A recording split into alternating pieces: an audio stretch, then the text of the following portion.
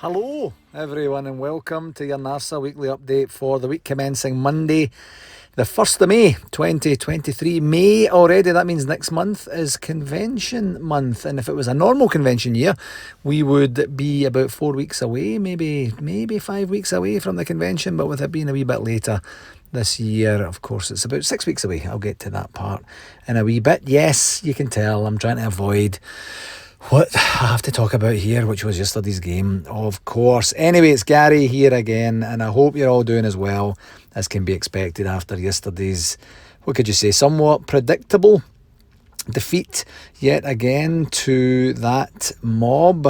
I'll get through today's pod, honestly, quickly as I can, as I'm just absolutely scunnered recording this, and I'm sure you're just as scunnered to even listen to that. And if you're from North America and you've never heard the word scunnered, ask someone from Scotland and they'll tell you what it is. It's not rude, I promise. It just gives you a wee bit of a understanding of how we're all feeling right now.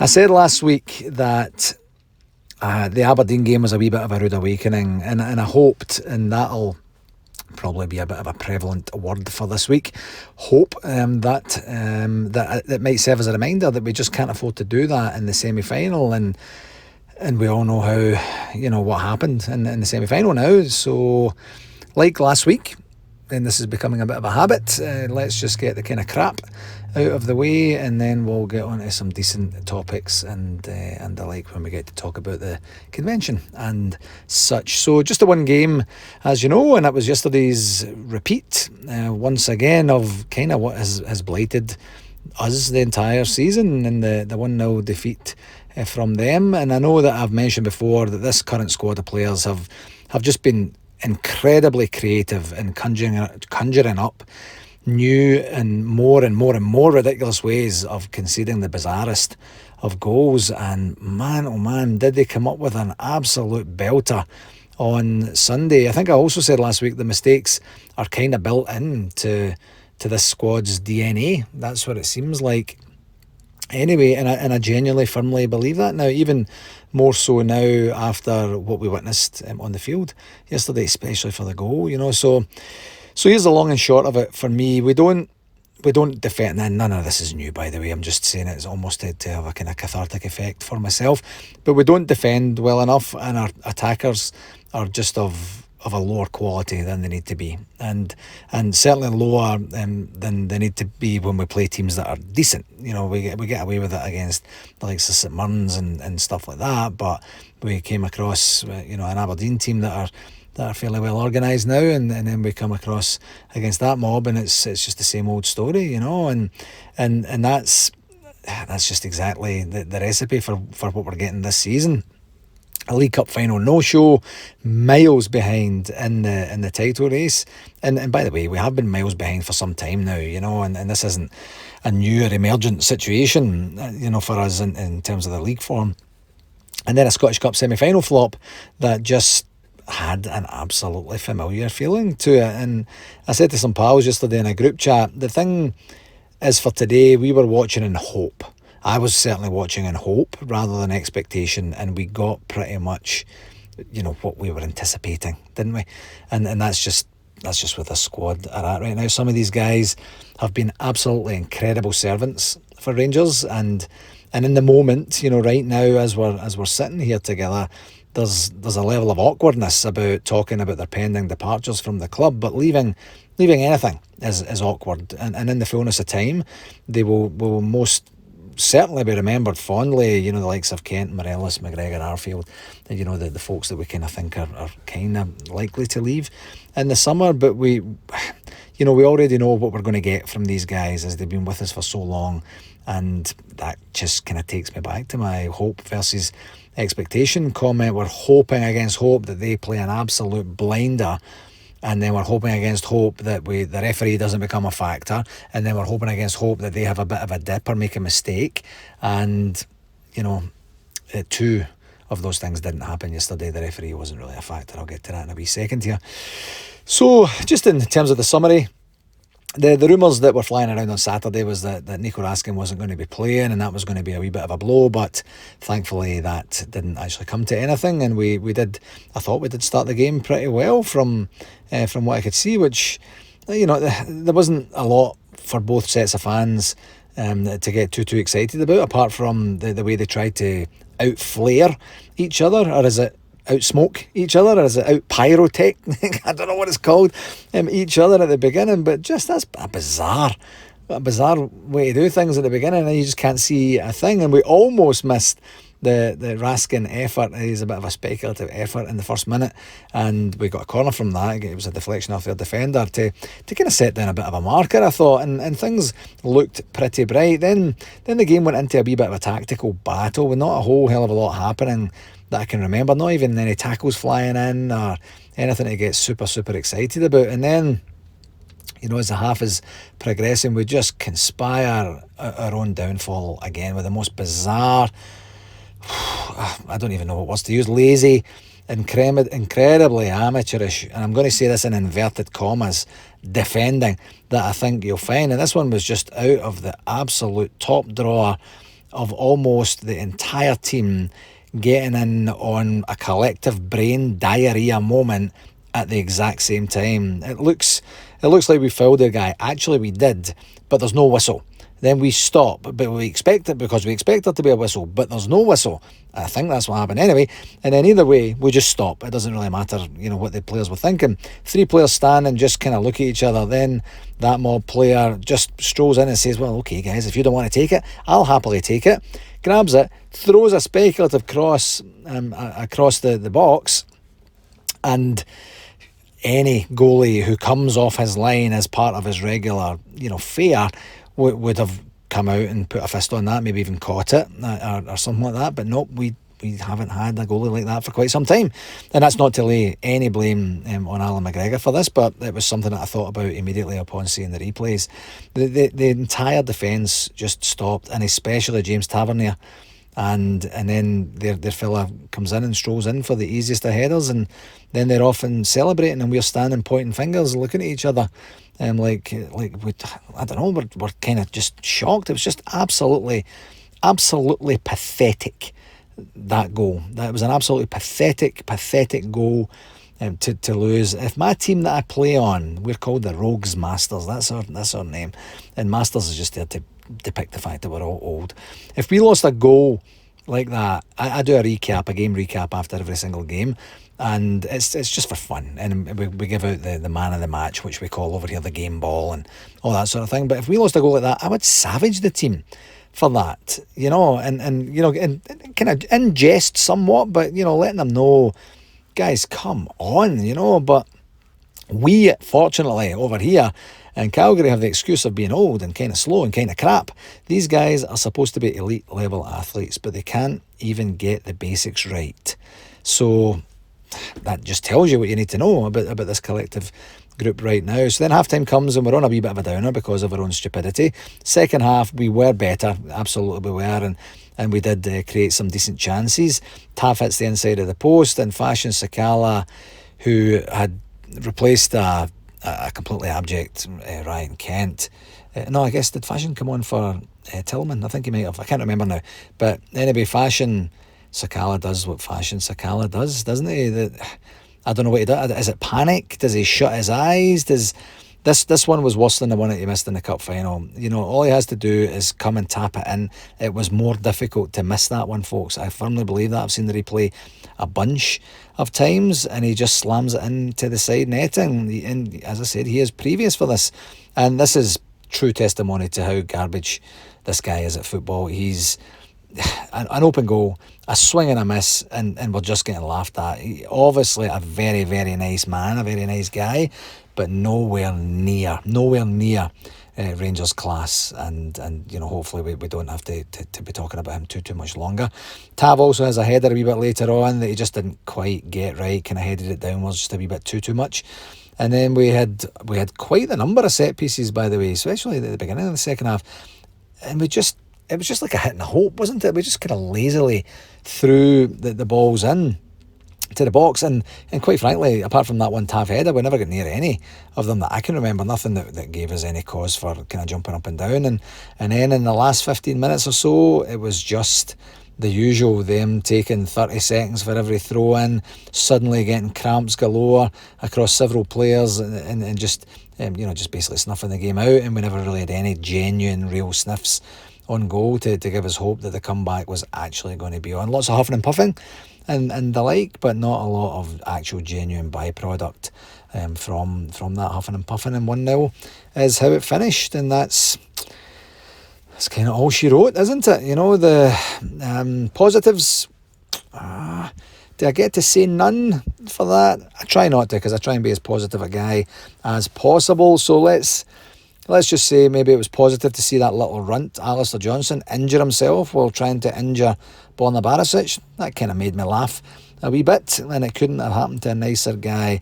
Also good to see that we did seem to have worked out how to keep Kyogo and Maeda quiet in a game, in the same game, at long last. These guys were absolutely running riot against us for the last season or so, and it was good. I didn't have any fears that they were actually going to do anything. A couple of chances and stuff like that, but it seems like Michael Beale has finally got that one sorted out.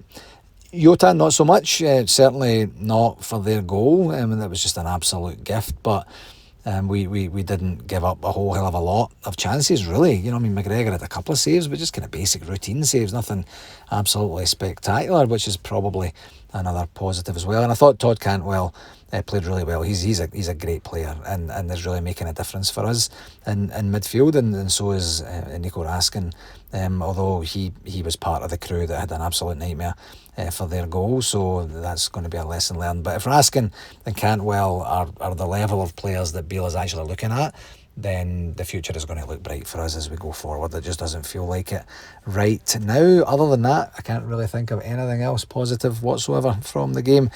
Negatives, kind of mentioned it earlier, the inevitability of the result is it's just downright disheartening, isn't it? They have our number right now with this current squad, or these current squads, I guess I should say, for both.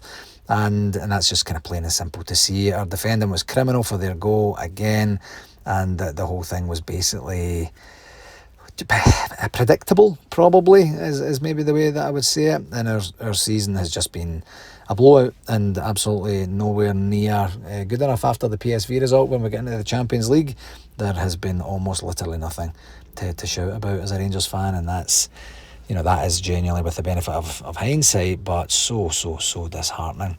In terms of stats, we had, what did we have now? Actually, I've got written down here 75% possession, but that's not true. I think we had something like 53% of possession. I've just got my notes wrong here. And we had 3 shots on target to their 4, something like that. So certainly a better possession count than it was at Sharkhead, which is to be expected that they would maybe have the lion's share of possession at their home ground when they've got 60,000 fans there to earn none. And the shots counts are kinda the same or thereabouts, but they peppered our goals a wee bit more. Our goalie had more to do than their goalie did. Let's just say that as well. On the referee watch, I thought we did. I thought Don Robertson did okay in the middle of the park. Obviously, Willie Collum. We thought Willie Collum was going to be the guy, and he wasn't. Because he got injured in the warm-up or something like that, I guess is what happened. And then we get to a point where Don Robertson comes in.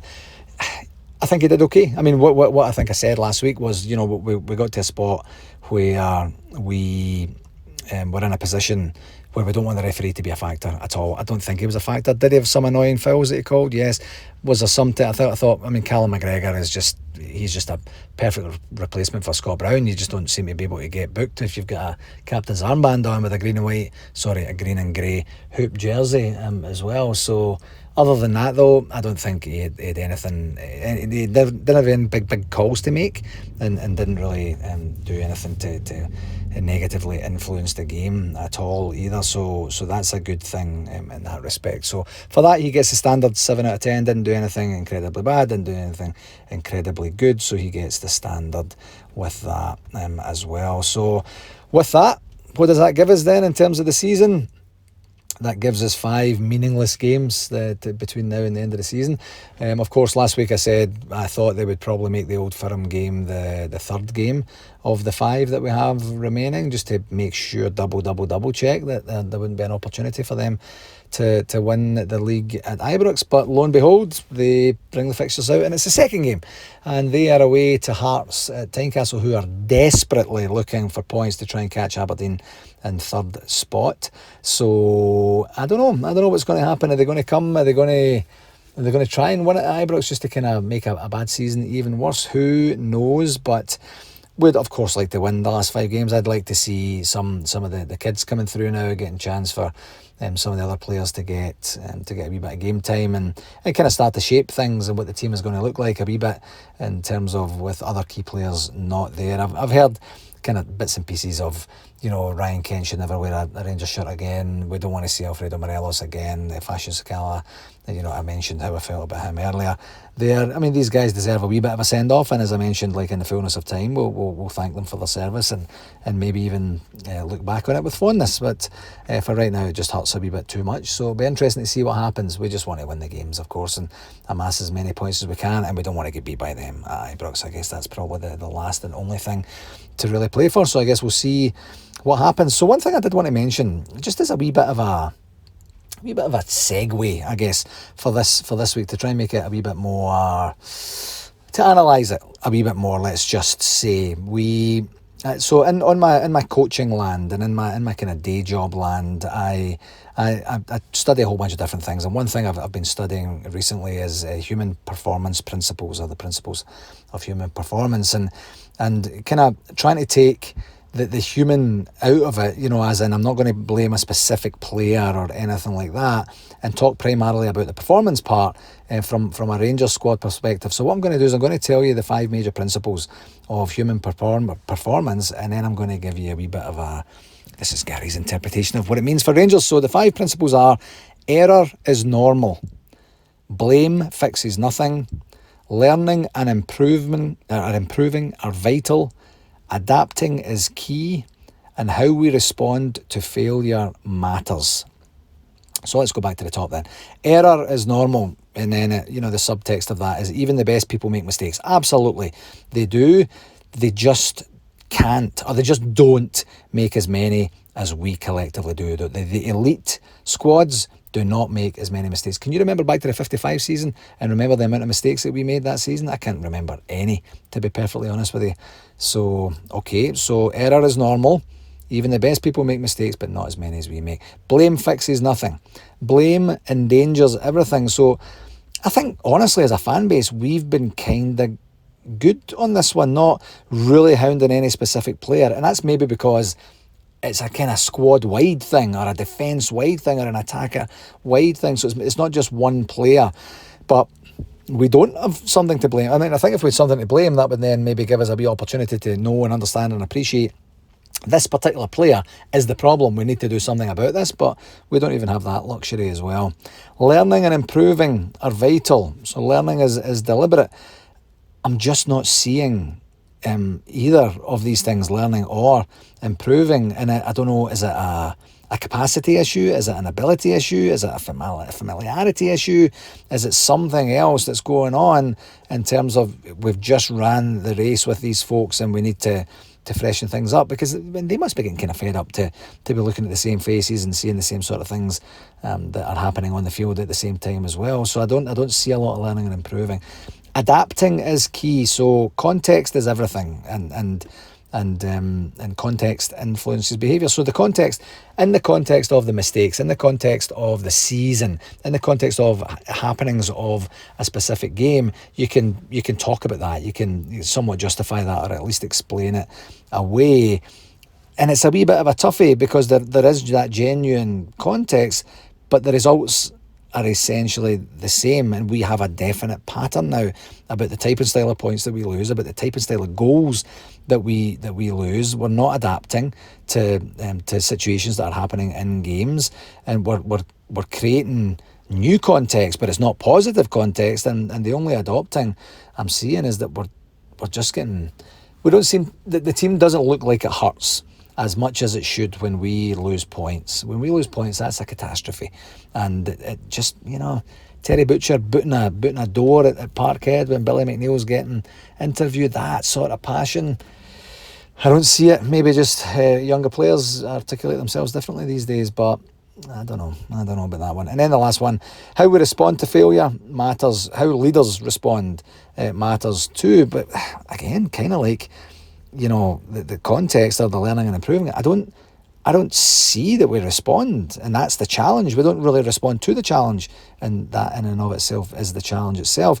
The pre and post match interviews are always the same stuff being said. I mean, I really do enjoy listening to Michael Beale, and he's very chatty and certainly gives you some value for money, but it's the same stuff he's saying, and we don't really have anyone that seems to emote the sentiment of the fans in the dressing room. I'm not saying that Michael Beale should be calling individual players out or lambasting the squad or the team or anything like that in public, but the kind of chipper explaining what happened and stating the obvious that we need to do better is not working either. So I guess the human performance principles, it doesn't seem to apply to Rangers, because our error count is too much, and we should maybe be blaming folks a wee bit better. We should be learning and improving, adapting and responding better, and we're just not. So a wee bit of a tidbit, just I thought I'd throw that one in. It was on my mind a wee bit after the game yesterday to try and contextualise it a wee bit differently. One game this week, and it's league business from here on in, as I mentioned, and we're at home to Aberdeen on Sunday, and that's a 10 a.m. Eastern Standard kickoff time. That's 3 p.m. UK. I'm not even going to go into the last time we played them. You know what happened? It was 2-0, and we capitulated a wee bit in the second half, and let's hope we give them a doing in this one. For RTV yesterday, for the second week in a row, actually, the feed we had in RTV in Calgary was absolutely perfect. It was immense. It was brilliant, and I haven't heard from anyone else as we wind down this season of any challenges related to RTV, so that was good on that one. For shout outs this week, I don't have a new shout out, but I have a regurgitation of a previous shout out. Last week I said it was wee Jimmy's birthday, and I got the wrong number. It was his birthday the week before, but it wasn't his 70th like I thought it was. It was his 71st, and he subsequently corrected me on that one. So happy belated birthday again anyway, Jimmy, and 71. That's a nice number. Good for you. Congratulations for staying alive for that long, my friend. On to the convention for NARSA 2023. I can confirm it's officially 45 days and 6 weeks until Toronto Midtown host the biggest bash of the overseas Rangers year. 45 days, 6 weeks. Oh my God.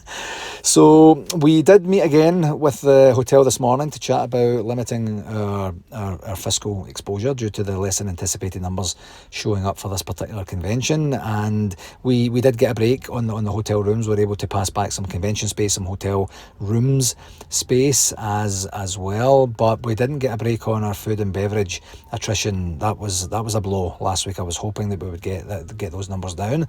So where we're at right now basically is, if you haven't booked your hotel, you might be very fortunate and have about 24 hours to get your hotel room at the same rate, the $229 plus the various taxes that are applied. After that, we are giving everything back, and then that is it. So if you haven't booked up to now, you've had a year and a half or so, whatever it's been to get this booked. If you haven't, then you're out of luck, I'm afraid, and you're going to have to try and figure out something else to do. So we're also talking about organising a blue room, which is going to be a bar that's going to be available for during the day as well. So if you decide you want a wee breather, if you're not doing any of the excursions, if you're looking to just sit among friends, then we'll certainly have that on. And I think we'll put together a wee bit of an itinerary as well there.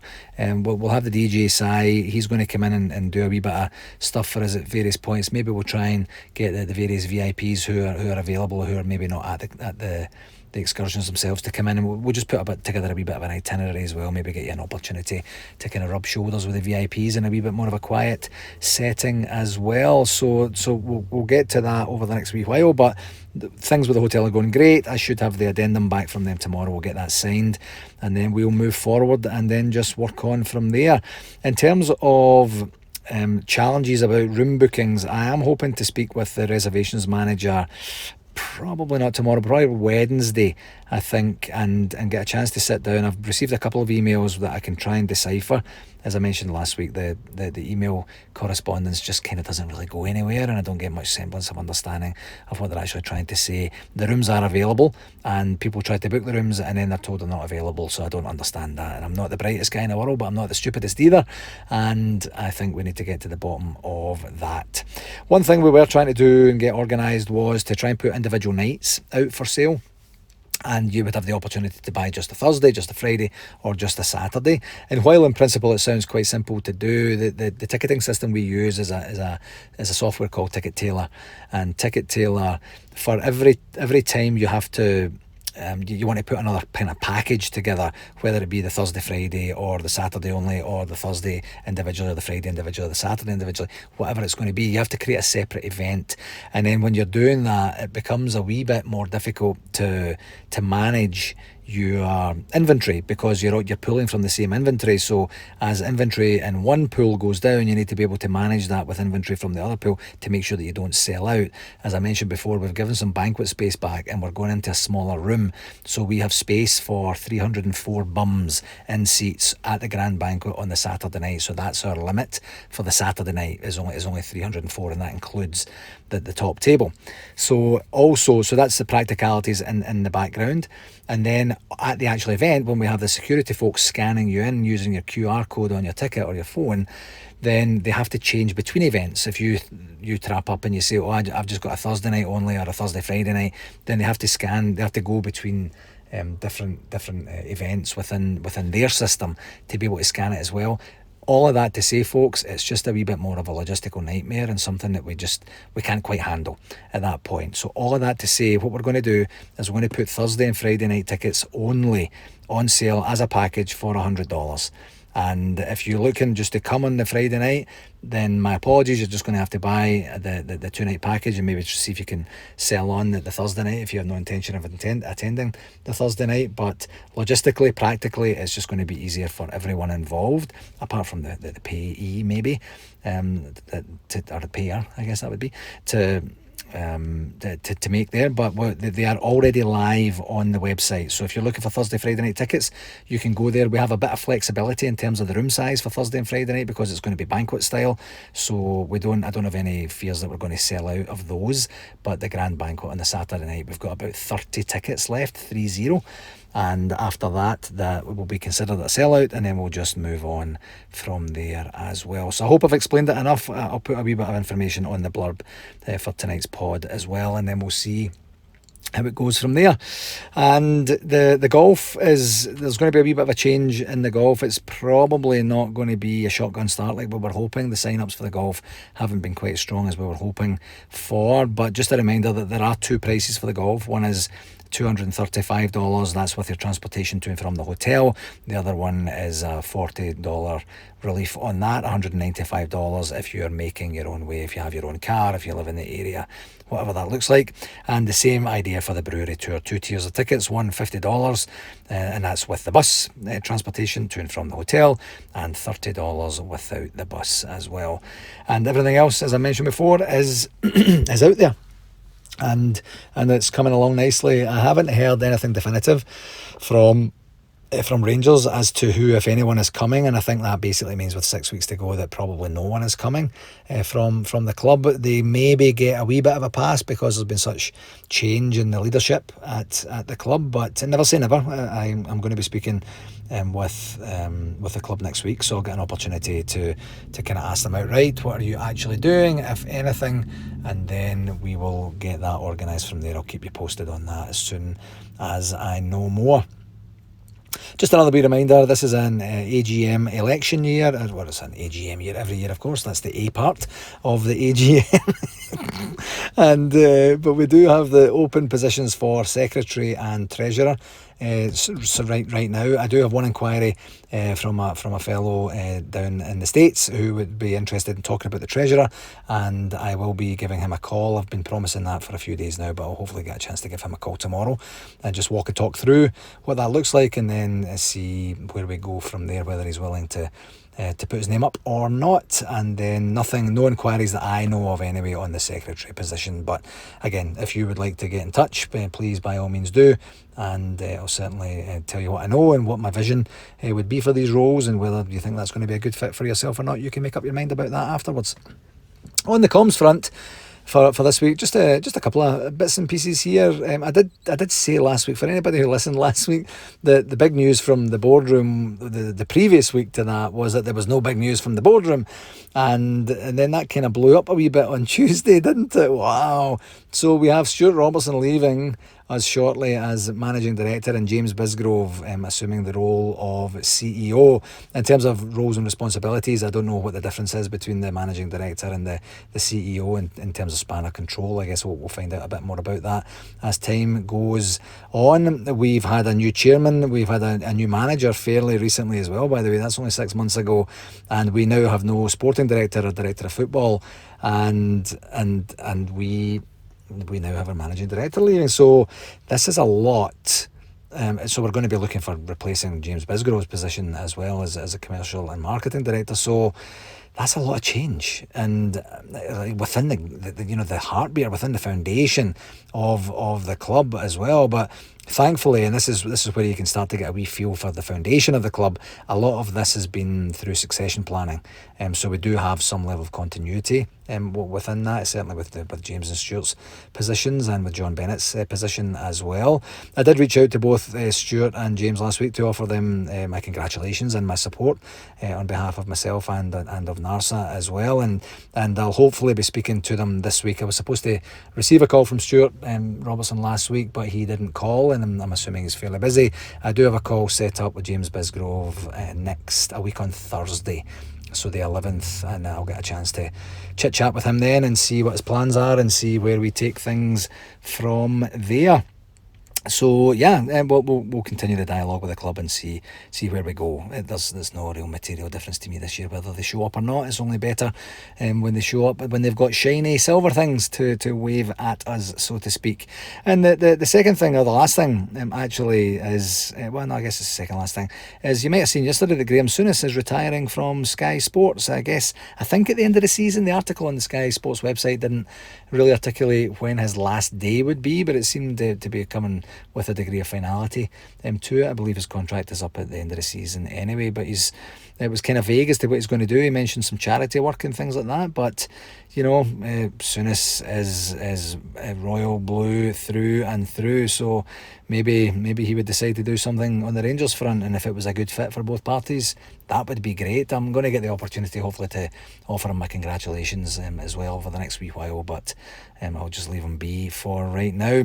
And finally, on the comms front, I did mention over the last few weeks that we were going to get a chance to be on the Glasgow Rangers Nation podcast that's run by Victoria Serrell and her friend Owen as well, and I managed to get on there today, and it was a live recording that was put out live, and I believe you can still find it on their social media places as well. But we had a chat. It ended up being about 45 minutes or an hour or something like that, and just talked basically everything NARSA, what I know about NARSA, what we're doing at NARSA, how the structure of NARSA works, how the AGMs and how the convention locations are selected, and how the inner workings of the elections and things like that work as well. So pretty interesting. I never typically get asked those types and styles of questions, so it's kind of good to talk a wee bit more of the business side. If that's something you're interested in, then have at it and go and have a listen and or a watch, I guess it would be, and let us know how you thought about that. But thanks again to Victoria for inviting me on and giving me the chance to talk about something that I love. All right, my friends, that will do it. As always, I can't thank you enough for taking the time to listen, and please do share this with whomever you think might enjoy it. And until next week, enjoy, recover, recuperate, heal, I guess, and then we'll pick it back up. We get two big games, the next two games against Aberdeen. We owe them a doing for what they did to us last week, and as I said, we don't want that mob to finish off with a clean sweep for the year. So let's get that a clean sweep, as in not being defeated, I should say. Sorry. So let's just get that organised. But we'll do the best we can. We'll put this season in the history books as quickly as possible, and then we will move on from there. So until next week, please do take care of yourself. Okay, all the best. Cheerio.